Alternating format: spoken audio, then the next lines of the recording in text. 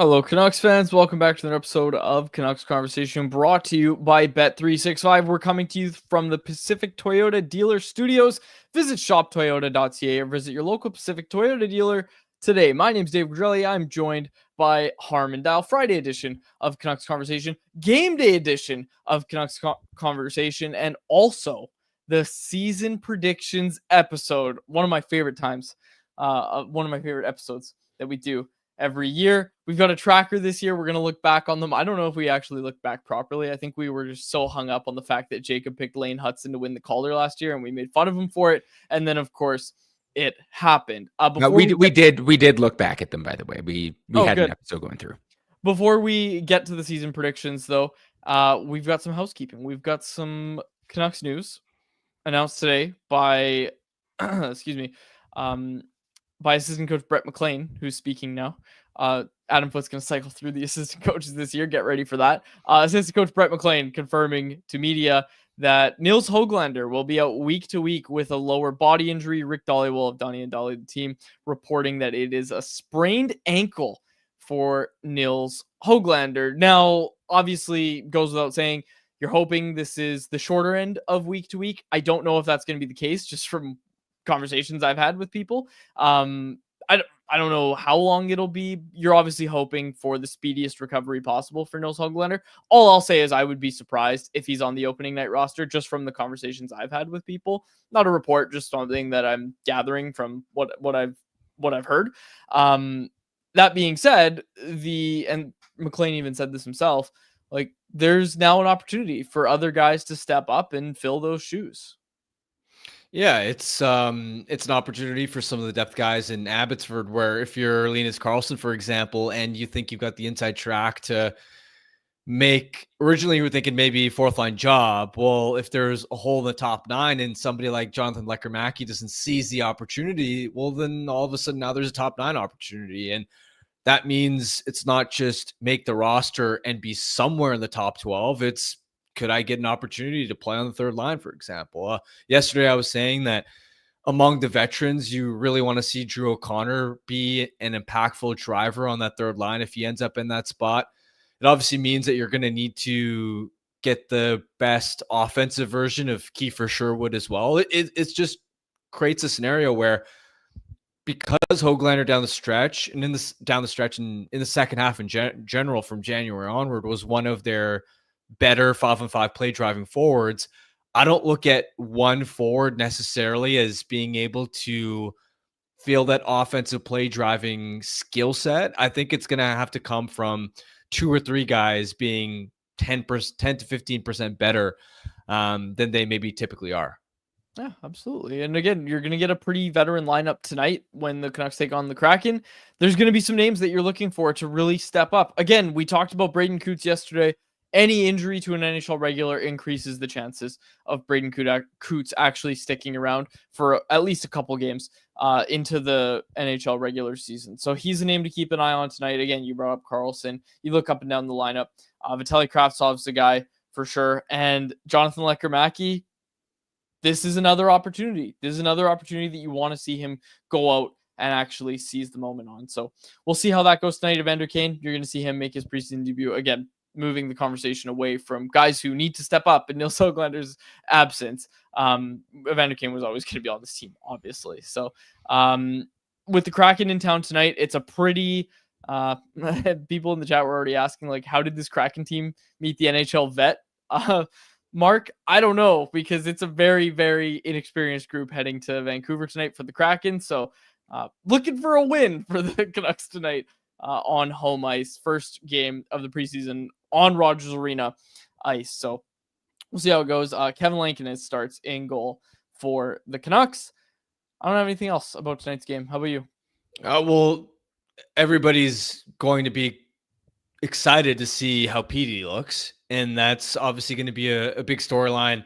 I'll say this, for me, when I'm watching Petey tonight, it's my focus isn't going to be on how many points does he put up, because points don't always tell the full story. For me, it's the process. How does he look shift in, shift out? And the two things I really want to see out of him are zone entries with speed And number two, I want to see just an overall level of decisiveness with the puck.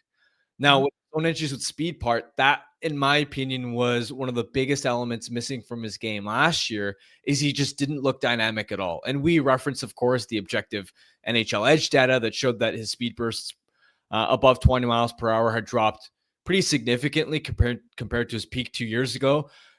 He needs to get back to looking quick out of the gate and being that neutral zone puck transporter, because you can't really rely on Brock Besser or Jake DeBrusk to do that job. If Pettersson can be that neutral zone puck transporter and creates a lot of zone entries with pace, well, then all of a sudden it's going to be a lot easier for that line with DeBrusk and Besser to create chemistry. It's going to enhance the odds that Besser can get off to a promising start and begin reestablishing some chemistry with Pettersson. And then the overall decisiveness part, we know last year, how many times was he double clutching with the puck on the power play? Was hesitant to shoot in prime shooting locations, even didn't seem to feel confident taking guys on one-on-one and trying even to deke around them. So if I can see him carrying the puck up the ice with speed consistently and ambitiously trying to make plays and not second guessing himself and not looking like he's in his head, that's what I'm looking for, more than he needs to put up 3 points tonight.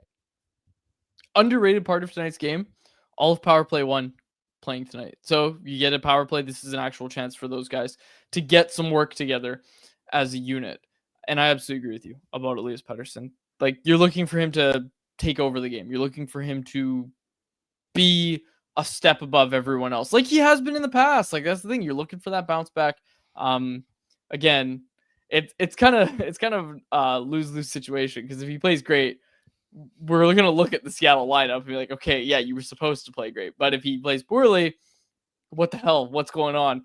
So we'll see. But the speed element, the zone entries, the decisiveness, those things are true regardless of competition level. That's why it's, if he puts up 3 points, it doesn't necessarily mean that's going to translate to the NHL or against real NHL competition in the regular season. But if I see him skating a lot quicker than he was last season, I know that part is going to translate. And that part has nothing to do with who you're out on the ice against. Yes. Hell yeah. Good. There you go. I like it. All right. Season predictions. Oh, no. Last thing. Sorry. I wanted to get this in. I was going to save it for anyone else, but we'll just say it right now. He's making his debut on the broadcast tonight. Tyson Barrie, 14-year NHL vet, joins Canucks regional broadcasts. Again, of course, Barrie from Victoria, BC. He retired last year, and he's going to be on the panels this season. So we'll see how that goes. Tyson Barrie's a funny guy. We know this. We've seen this. We've heard this. Going to be cool to see him on the panels. All right. Let's get to the season predictions. But before we do that, I want to tell everybody about our friends over at Greta.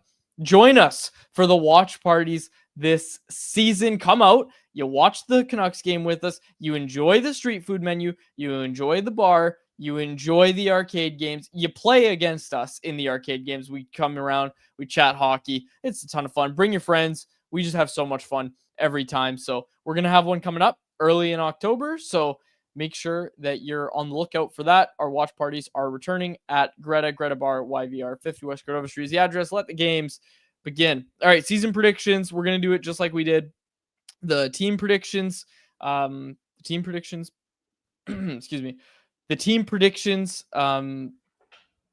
show that we did the other day. We're going to do basically the same thing. So I need to fix one of my picks because I had there was a few errors in there earlier. Yeah, when I first opened the spreadsheet. I got it. I fixed it. Okay, so let's do it. Take it away, Jacob. I think the way we'll do this is I'll run through it and we'll kind of section it off. There's a few pretty clear categories with subcategories. So I'll walk you guys through, rapid fire all your picks for each category, and then if you want to go into depth on one or two of those picks, I think that's probably the way we're going to handle it. First off, we are going to go through the division winners. So you guys will need your Pacific, Central, Metro, and Atlantic division winners. Quads, how about you start? I got Oilers. Okay. I'm going with Vegas. That's a good pick because the Oilers don't ever win the division. Yeah, So. I figured this is the year because McDavid, the uncertainty around his contract status, that everybody else is going to be like, all right, we can't start slow. We really got to have our stuff together. Yeah. So I think that's going to keep him focused rather than being a distraction. So that was my thought process. But that's a good one. I like that. All right, Central. I got Avs. Dallas. Nice. I agree with Harmon. I'm going with the Dallas Stars. Give me Avs. Metro. I've got the Devils. Carolina. Ooh. No one taking the Rangers. Yeah, they're not winning the division, man. Hell yeah, So, I agree. They're not winning the division. I didn't pick them, but I thought one of you would. No. I originally thought I had Carolina, but I wrote down New Jersey, so I'm going to go with New Jersey. But I think it's 1 and 2 between those two teams. I got the Lightning coming out of the Atlantic. That's my sleeper team. I don't know if you heard John Cooper's comments, but like talking about how, I'm glad people are not reading into us much this year or not expecting much from us this year. And also, Sasha Barkov, that injury, I sent you the video on Instagram yesterday, Harm. Like, that's a brutal looking injury. It looks like he's going to be out for the season. That's a bad injury. Not to mention that they're going to be missing Tkachuk as well till it sounds like the new year. So that's going to be really tough, I think, for Florida, who's got great depth, but you take away your two best players on any team, that's going to hurt. So yeah. I don't think Florida's going to win the division. Well, Florida's also never cared about the regular season. They've never, like you saw when the Atlantic was wide open, they were like, we don't even care. We don't even care about, forget winning the division. We don't even need home ice advantage by finishing second place in the division. So I also have Tampa winning the division. So do I. So it's a clean sweep there. Wow. I think this is the last hurrah for Tampa, to be honest. Yeah. You know, you've got Kucherov getting older. You've got Hedman getting older. Vasilevsky. I think this core realizes that with Florida, maybe, again, a team that's got a ton of miles on them, key players injured, Toronto not looking as strong on paper after losing Marner, maybe a little more depth, but it's the Leafs. Are we really going to pick the Leafs to win the division? I think this is Tampa's last hurrah with the core, and they're going to win the Atlantic. Unless I was thinking about this because I'm working on this as an article over the next week or so. If McDavid did hit free agency, Tampa could be a pretty appealing spot because he can't go to Florida.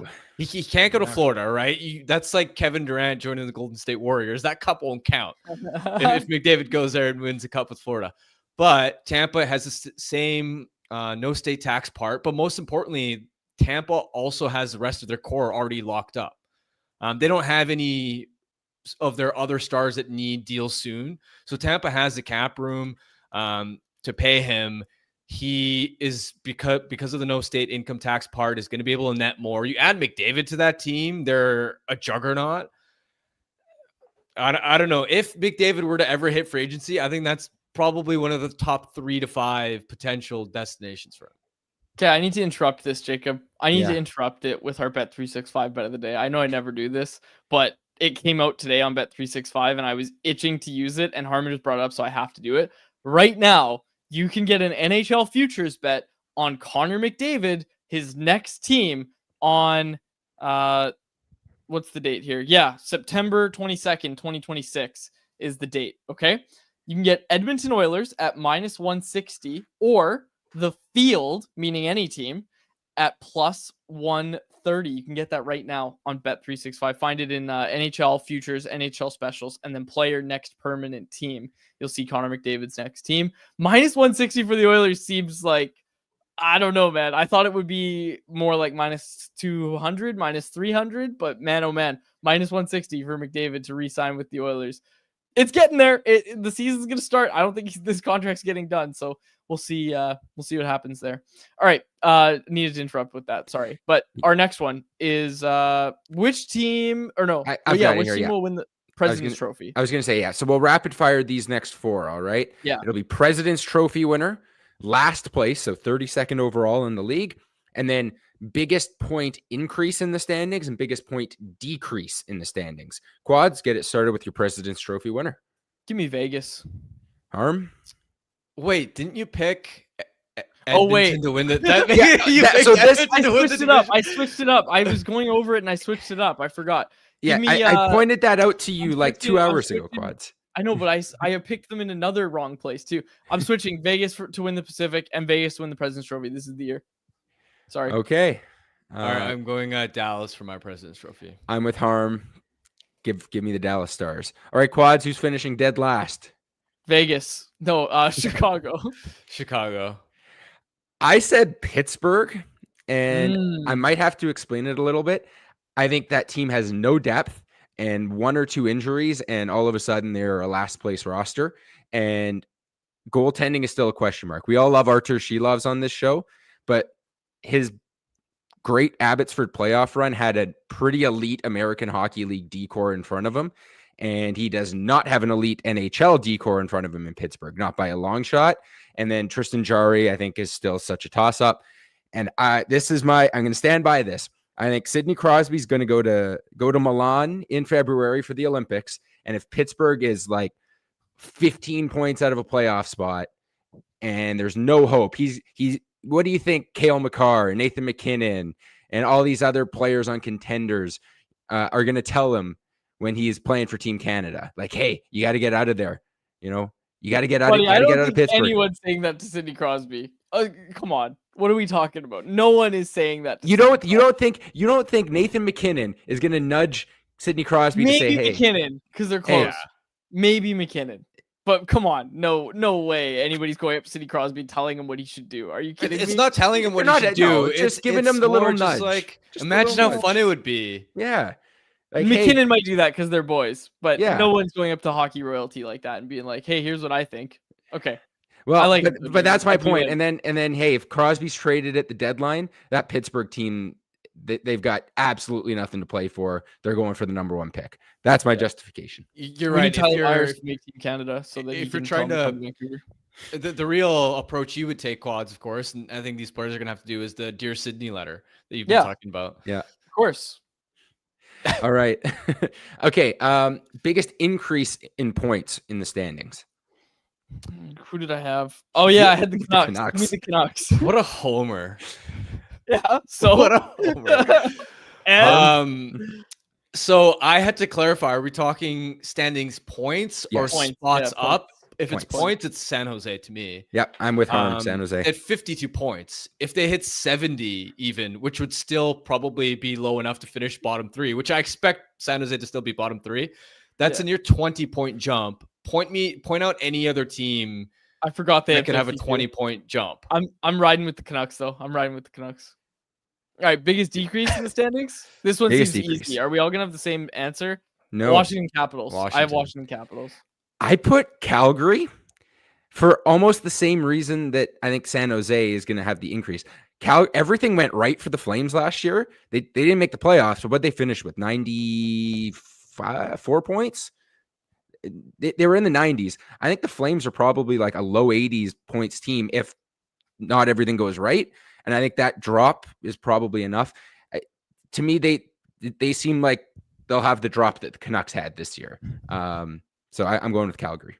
Calgary's going to be worse for sure. Beer Baron in the chat said biggest increase about the Canucks. They had 90 points last season. Yeah. Karn said Montreal biggest decrease because I want to piss off Jacob. Fair enough. I think I don't know. I thought about Montreal as being one that if you look at like Jay Fresh's standings projections, I think this was last month before injuries and moves, had like Montreal at 70 something points, which is pretty insane for a playoff team, a young playoff team to drop like that. But it wouldn't surprise me if Montreal misses the playoffs this year. I think. Really? Damn. Okay. I mean, I know Florida, we've talked about Florida, but I mean, at some point, is Buffalo going to figure it out? Is Detroit going to figure it out? No, look at Detroit. Detroit has the worst defense core I think I've ever seen in my life. Okay, I'm not saying Detroit's going to be conscious. I think Detroit has assembled the worst deep in my life. It's the bottom four is bad, but don't disrespect Sider and Edvinson like that. Yeah, those are two. Like, come on, San Jose's blue line still exists. Yes, I think one of Detroit or Buffalo could, if they have a really good year, Montreal struggles, could jump Montreal. Anyways, that's just me not being a homer for once with Montreal. Okay, so sorry, Harm, you said biggest decrease. You also had Washington. Yeah. All right, so you guys both on the Capitals there. Okay, now we're gonna go through some of the individual awards, not all of them, just some of the big ones. We'll go Art Ross, Rocket, Norris, Vezina, Calder, and then finish up with the Hart.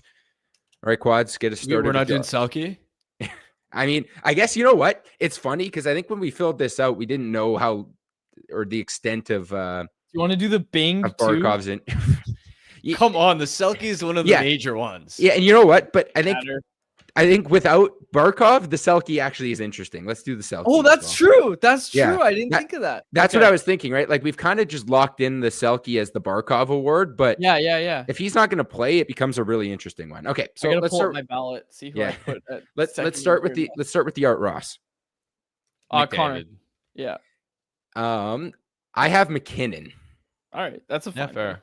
Yeah. Okay, Rocket Richard. Matthews. Hold on. Ooh, okay. No, bust. Draisaitl. I'm going with Kirill Kaprizov. I going with a bit of a long shot. I don't know. Contract year for him. Norris. We all Trophy. saying Quinn Hughes? Quinn, yeah. We're all saying Quinn Hughes. Let's do it. Vezina. I got Demko. Oh, come on. You're such a homer. He was runner-up. You're such a homer. He was runner-up 2 years ago, and I've given my take that I think he's going to be How do you look in that preseason game, Harm? Yeah, and you're going to give me Pettersson for Selke too?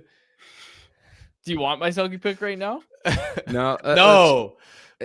Harm, who do you have for the Vezina? Vasilevsky. So do I, and we've already talked about Tampa. I just didn't want to pick Hellebuck again because voter fatigue. Still the front runner. He should not win the Hart. He should not win the Hart. He should not win the Vezina. Like, if he's good enough, he should still get the Vezina. He may be okay, Vezina. But if it's a regular season award and you know what he's going to do in the playoffs, I don't know. I struggle. We don't vote on the Vezina, so I'm allowed to say that. Okay. What was the next one? Now we're going to go to the Selke. Okay, I got Nico Hischier. He's a name that's been on my ballot like every year that I voted on the award. Last year I had him 4th, but again, I'm thinking the Devils are going to be pretty good this year. I've got Nico Hischier winning the award.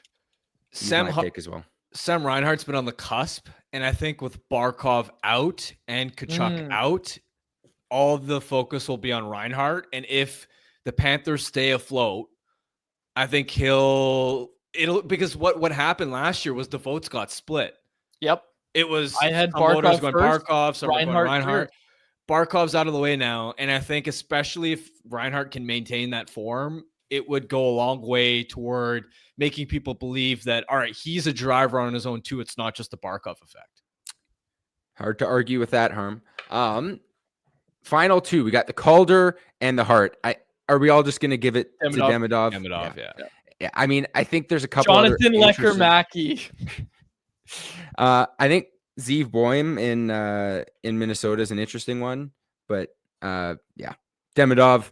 We'll go back-to-back Habs for Calder trophies. Finally, the Hart. Who do we have winning the Hart? McDavid. Elias Pettersson. The defenseman, right? Quinn Hughes. Actually, are you going with what you have written down on the sheet, which is Connor? I have McDavid written down, but I do like, I like being a homer once in a while. It's fun. No, McDavid. Give me McDavid. Contract year, McDavid. Yeah. Yeah. So, like, when I was filling this out, I'm like, well, I'm giving the Rocket to Kaprizov, the Art Ross to McKinnon. If McDavid wins the Hart, he's probably runner-up for both of those. So that's kind of what I'm thinking. Probably a big goal-scoring year, second in the league in goals, second in the league in points, and a runaway Hart trophy. All right. Finally, we're taking teams. Who's going to win the East? Who's going to win the West? And who will take home the Stanley Cup in June 2026? Quads, get us started. Tampa wins the East. I like that. They were my runner-up, but I ultimately went with Carolina. I'm with Harm again. Carolina, I think finally they're going to break through without having to deal with. I don't mean to. I'm not even doing a bit. Like, why are we high on Carolina right now? Okay, well, because they make it to the Eastern Conference Final basically every year, and then they just can't get past Florida. Yeah. And now Florida, without honestly, on paper, my pick would have been Florida, but with the Barkov uncertainty, and we don't know yet if he's going to be healthy for the playoffs, but if he's not good to go for the playoffs, or if he does return and he's a shadow of his former self after having missed an entire 82-game regular season, Barkov is the two-way backbone of that team. Can you write this one down, Jacob? I don't think Florida gets past the second, or excuse me, I don't think Carolina gets past the second round this year. Okay. I don't know, man. The Metro's so weak. I didn't Yeah. even like the Carolina Hurricanes Cup chances much last year. I actually thought that was one of the weakest versions of the Canes we'd seen in a while, especially because they didn't have Gensel like they did a year ago. And yet all they had to do was get past New Jersey and Washington in the Metro. A lot harder than, let's say, the Atlantic, where if you were Tampa, you got bounced in the first round because you got Florida. I also forgot they got Ehlers, admittedly. Yeah. That's going to help. And they're always going to go big game hunting again. And with the number of stars that could be available, I could see them being in the running, trying to take a run at a Kaprizov if he becomes available, McDavid, or whoever, like even a Panarin if the Rangers have a poor year and are sellers at the deadline. Yeah, I'm with you, Harm. I think Carolina's finally going to break through this year. All right, Quads, for the Western Conference. I think I can see what your pick is. How about you let the people know who you think wins the West? Oilers. This is their year. Yeah, I'm going Edmonton. It's funny because I don't love their middle six depth right now, but I imagine they'll add somebody around the deadline. And the problem with picking against Edmonton is, as much as I love Vegas and Dallas on paper, look back at those playoff series the Oilers had against those two teams this past spring, and you cannot tell me that those series were particularly close. Vegas didn't even look like they were in the same league as them, and Dallas went from pushing Edmonton to 6 games the first time around to only making it 5 games through. So I think as long as you got McDavid and Draisaitl there going the way they are, it's hard to bet against Edmonton in the West. I have Dallas, but admittedly, I forgot who they went out and got as their head coach. I knew that they got a new head coach, and I figured, hey, you know what? A new voice in the room.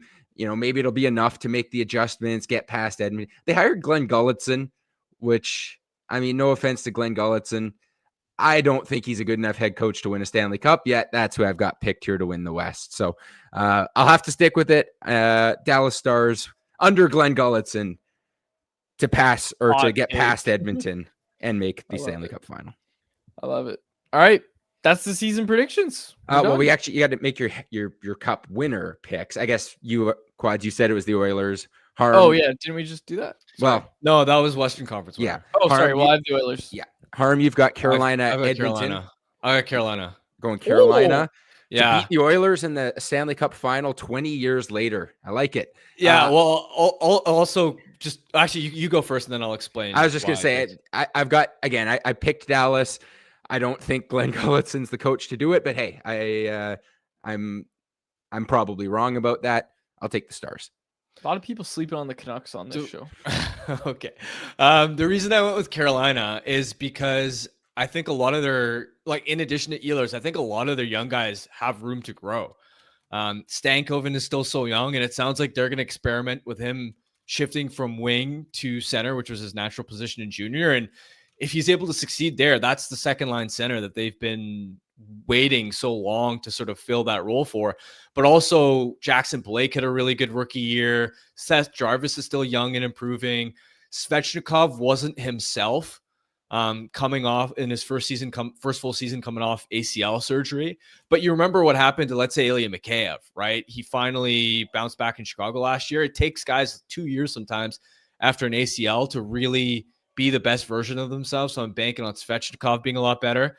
And then on the back end, I think Keandre Miller is going to just fit in Carolina's system, which gets the most out of defensemen. And then Alexander Nikishin, he hasn't gotten a lot of buzz necessarily, but he's a 6'3", 6'4" defenseman out of the KHL who for the last 2 or 3 seasons has, in addition to being great defensively, one of the top offensive defensemen in the KHL.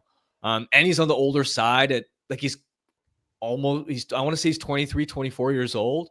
So he could come in and immediately be a top 4 two-way stud too. So that's my thought process. In addition to me thinking that, all right, if stars do become available around the time of the deadline, then I expect Tulsky to be aggressive and try and land a Kaprizov or somebody else to put them over the top. Good stuff, boys. Good stuff. I want to quickly add 3 more and this came Jack from Adams?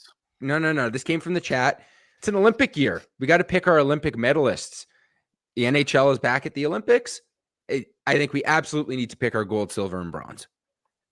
Canada, gold, USA, silver, Finland, bronze. Finland without Barkov. Finland with Kevin Lankinen. I'll give the bronze to Sweden, and then gold to Canada, silver to US. So the thing is, I don't know how the format will work because there's 3 groups. There's a chance Canada and the US meet in the semis. I'm gonna just bank on that when I say Canada wins gold, the US winning bronze because Canada beats them in the semifinal, which everyone treats as the gold medal game. And you know what? Give me the Czechs on a crazy run to win silver. They always seem to do well internationally, whether they have NHL players or not. Give me Czechia to go on some crazy run and pick up the silver. Sweet. I like it. Good one, Jacob. Jack Adams, Adam Foote. We all agree. It's not even a joke, dude. Canucks are gonna be like top. No. Stop. Hang on. Stop this. Rick Stop Tocchet. this. Rick Tocchet won the Jack Adams because he took a bad Canucks team and gave them a turnaround. And there you go. Adam Foote's gonna do the exact same thing. So Claude, they were a 90-point team last year. It's not biggest increase. It's not a 110. 110. 110. I'm trying to think of something ridiculous I'll do if they're a 110-point team this year. You know, the thing I always try to bring up is you got to shave your beard, but you will never do that. No. I know you won't even put that on the line no. for the Canucks being 110 points. No. And I don't losing know. the President's Trophy to Vegas.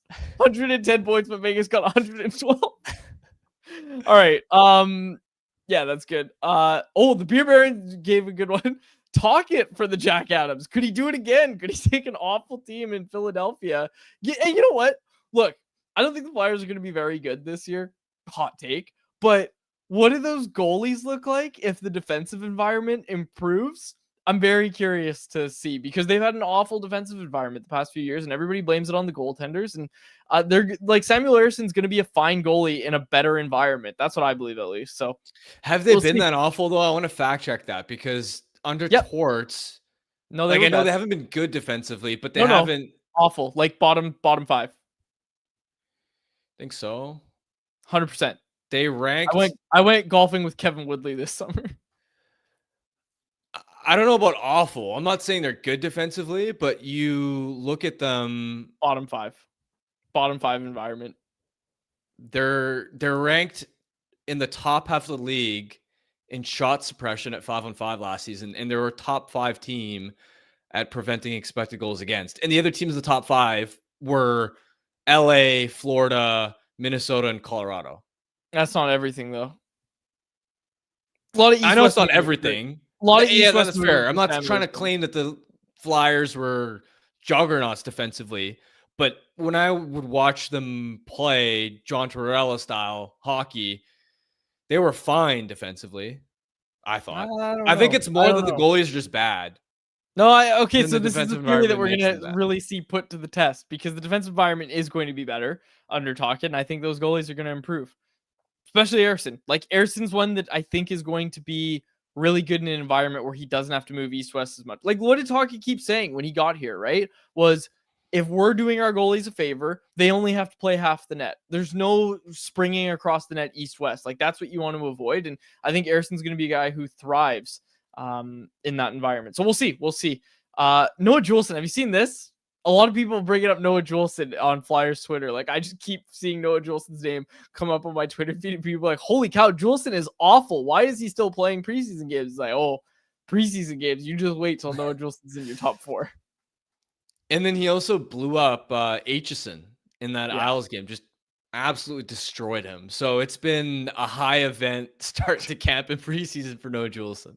High event. I love it. All right. Any other predictions we need to throw out? GM of the year. Patrick. God, it's just I thought I have to say Patrick Alvin. Oh Oh man, you read my mind, Harm. You read my mind. Calder Cup champs again. Stop. What's the award for AHL Coach of the Year? I don't know, but I would Highway assume one Manny. wall. Yeah, I'm gonna write an email to somebody to get your voting privileges revoked.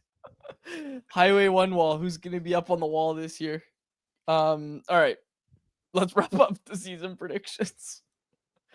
Anyone else? We all ready for that? Yeah. Let's do it. Anyone else is a presentation of the Vancouver Canadians, whose season came to a close earlier this month, but we want to thank them for their support all season long. Take a look at next year's season ticket options and make sure you don't miss out. For more information, visit canadiansbaseball.com. All right, Jacob, you said you had something to lead off. Anyone else? Yeah. So if you've been on social media, Canucks social media the last few days, you know the black seats installed at Rogers Arena. There's actually, I think, 1.5 sections that haven't been done yet, and they may or may not get done in time for the start of the season. So there might be one little corner section of red seats still, which is kind of funny, but we'll see if they can get it done in time. But the thing I wanted to point out, and this photo was tweeted out by our very own Jeff Pettersson. Look at the center ice logo. They got rid of the big navy blue circle, which fans hated last year and said it was bad luck. Now, the logo is still a little bit big. You can see it's kind of cut off at the bottom, and there's a thin silver circle around it. So, yeah, teams are getting more creative with their center ice logos now, which I didn't like at first, but now it's kind of growing on me. Nashville's got a really cool one this year. Montreal's looks really good. But yeah, a little more simple for the Canucks center ice logo. Also, the bar at the top above the seats, the all together, all in. I mean, it's a whatever slogan, but it does look pretty cool with the blue, the black seats. Rogers Arena looking like a completely different building now. I like it. Yeah, because I'm trying to think back to what NHL rinks looked like 15 years ago. Were there this many on ice advertisements? No. So they added the ones behind the goal lines. I want to say right after COVID, or it might have been during the bubble was the first time they added them in. And then they have the digital ones inside the blue lines now. But those obviously are just on broadcast. But there was always the 4 like in the neutral zone dating back to like the late 90s, early 2000s. But the extra ones behind the goal line are a recent addition. It's a travesty in recent years that they, for the playoffs, haven't had the Stanley Cup. Yes. You know what I'm saying? The banners not banners, the graphic on the ice. I always loved those. 10-15 years ago, those looked amazing. And I think they were even, it's more of a recent thing that they got rid of them, but I thought they were so iconic. They were. And yeah, I think like they got rid of them just a couple of years ago again, so that they could put the digital ads there. Hate that. Yeah. But yeah, it was always like when you saw Stanley Cup playoffs behind the blue lines, that's when you knew, it was real. I missed them. Yeah, more ads on the ice, digital ads along the boards, ads on the jerseys, ads on the helmets. Like, what's next? Are we going to get goalie pads with ads on them too? I sure hope not. But it's like the NBA's got this problem too, Harm. Remember when this year people were complaining about how the finals court had no aura because it was just ads, and back in the day they used to have the big Larry O'Brien trophy center court. Like leagues, I get that they get all this extra money from advertising, but it's gotten to the point now where not only is it intrusive advertising, you're also losing the things that make your playing surfaces special. I'm so tired of all the ads. Let me tell everybody about the Daily Faceoff Survivor Pool.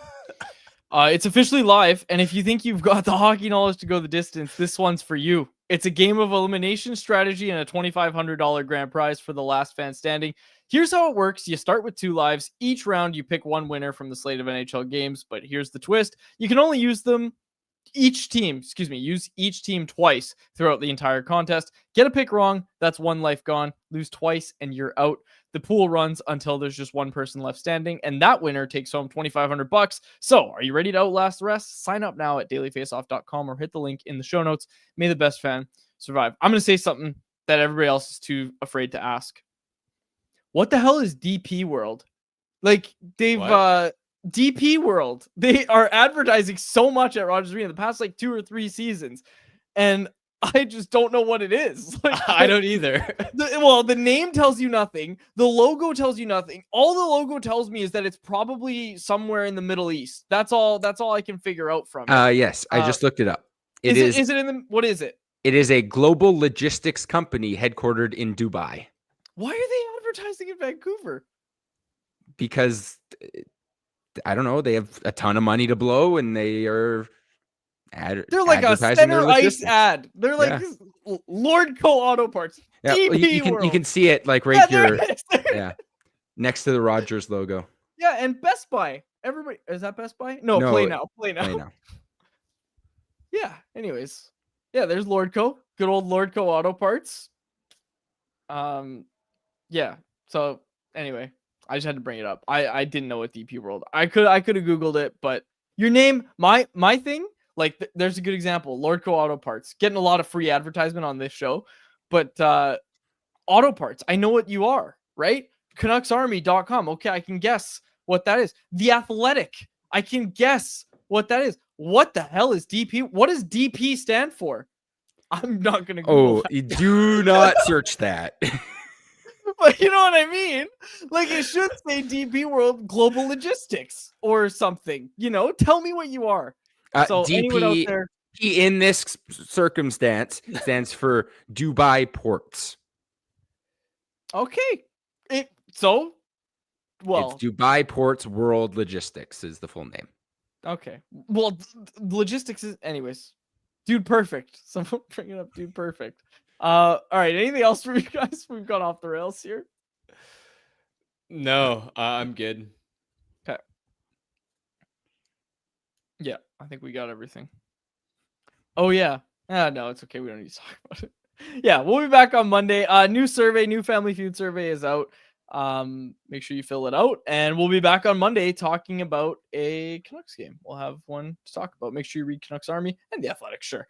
Harmon's coverage as well. We got 2 games that we're going to be talking about because, of course, the Canucks play Sunday as well in Edmonton. So that is going to be a couple games that we're going to have our eyes on. So we'll be back on Monday to break them both down. I already did our Bet365 bet of the day, so I will close it out right there. For my co-host Harmon Dial and our technical producer Jacob Lazar, my name is David Vedrelli. Thanks so much for the episode of Canucks Conversation. Canucks Conversation is live Monday through Friday, every weekday at 2 p.m. over on the Canucks Army YouTube channel. Make sure you like, subscribe, and interact in the YouTube